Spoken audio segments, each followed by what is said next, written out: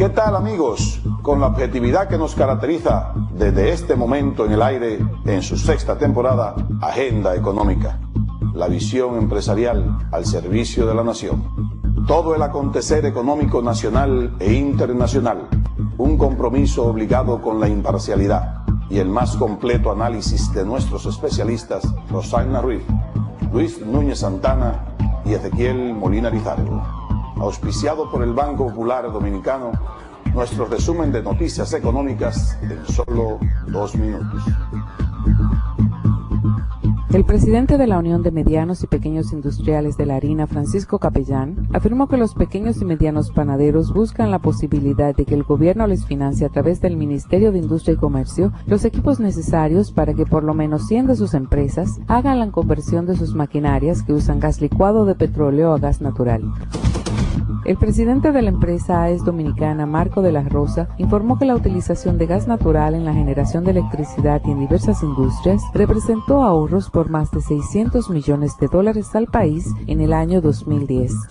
El Grupo Popular celebró su Asamblea General Ordinaria Anual de Accionistas en el auditorio de la Casa San Pablo de la ciudad capital. En el transcurso de la actividad, el presidente ejecutivo de la entidad financiera, Manuel Grullón, presentó el informe de gestión del Consejo de Administración durante el ejercicio social del año 2010. Nos es grato informarles que al cierre del año 2010, el Grupo Popular S.A. y sus filiales nacionales e internacionales lograron un excelente desempeño al alcanzar los objetivos presupuestales trazados para ese ejercicio social, destacándose la calidad de los indicadores financieros principales y el desarrollo de nuevos negocios.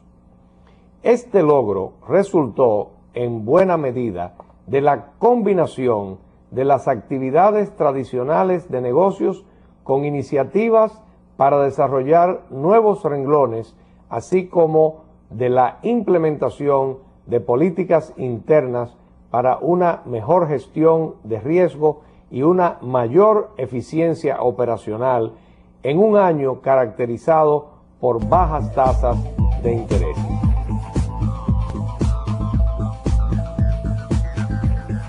Banco Popular presentó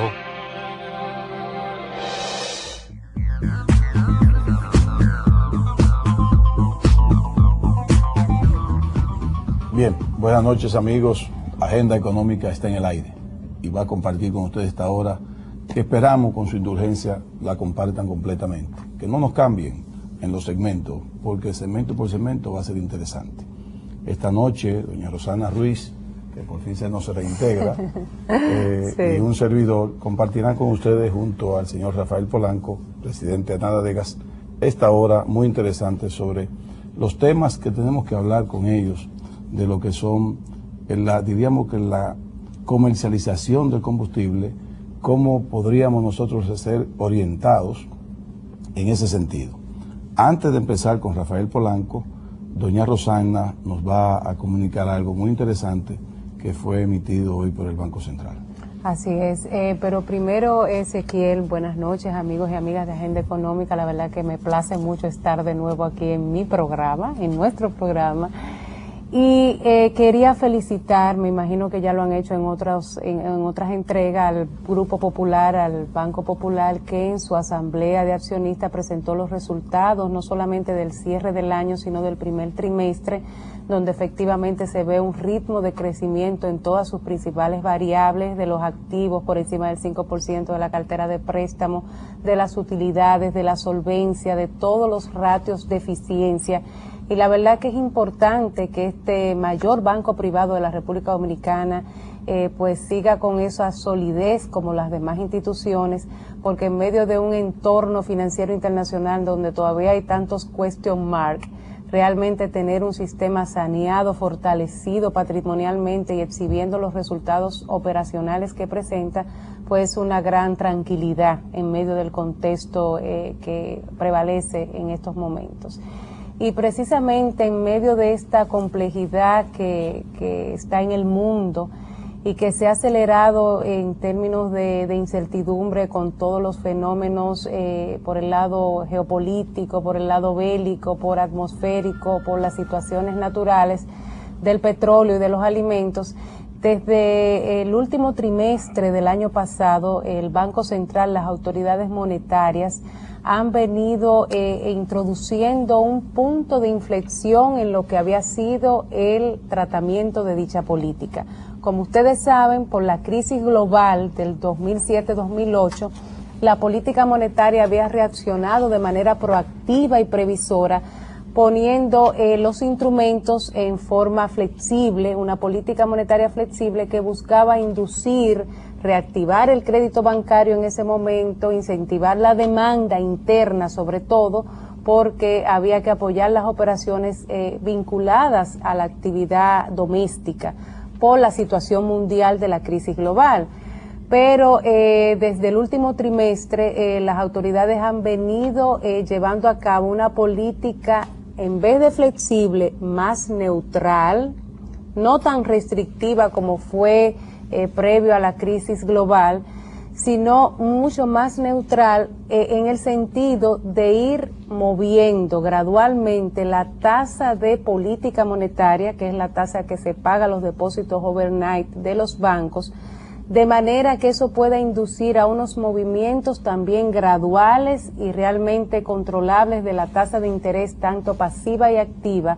¿Con qué propósito? Con el propósito es que si República Dominicana, que ahora está siendo afectada por un choque externo que no puede manejar porque es exógeno, como es el tema del petróleo y los alimentos, que impacta en casi un 60% en lo que son los precios internos, es decir, la inflación, la política monetaria, para poder mitigar esos efectos y tratar de que esas presiones inflacionarias no se escapen de lo que son las metas del programa monetario y del acuerdo con el Fondo Monetario Internacional, tiene que inducir que el crédito bancario no pueda seguir creciendo, señores, por encima de 2 dígitos, cercano al 20%.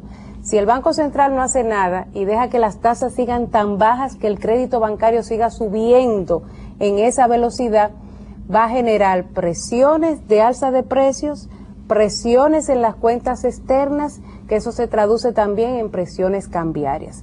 Entonces, para desacelerar el ritmo de crecimiento del crédito bancario, para que nosotros como economía podamos crecer, no en 7, 8 como crecimos en el 2010, sino en 5, 5 o 6, es decir, menos, conforme al entorno externo, necesariamente la política tiene que irse moviendo hacia esa neutralidad, introduciendo esas alzas graduales en las tasas de interés.